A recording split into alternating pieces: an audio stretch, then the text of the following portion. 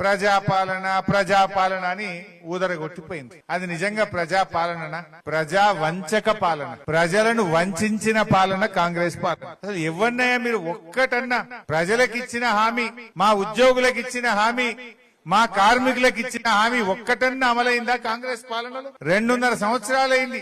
ఏం చెప్పిండ్రు?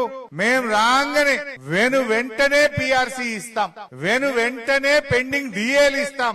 వచ్చినాయే? ఇవాళ 2.5 ఏళ్ళైనా పిఆర్సీకి ఉలుకు లేదు, నా పలుకు లేదు. వత్తదా రాదా కూడా చెప్తలేరు. 2.5 ఏళ్ళు అయిపోయింది. నిన్న 2 జూన్ తెలంగాణ రాష్ట్ర అవతరణ దినోత్సవం. ఉద్యోగులంతా ఆశగా ఎదురు చూసిండ్రు. ఏమన్నా చెప్తాడేమో ముఖ్యమంత్రి, పిఆర్సీ వస్తదేమో, మా జీతాలు ఏమన్నా పెరుగుతాయేమో. పెట్రోల్ పెరిగింది, డీజిల్ పెరిగింది, కూరగాయలు పెరిగినాయి, ధరలు పెరిగినాయి, జీతమేమో పెరుగుతలేదు. ఈ రేవంత్ రెడ్డి ఏమన్నా పెంచుతాడేమో అని ఆశగా చూసిండ్రు. కానీ నిరాశే మిగిలింది.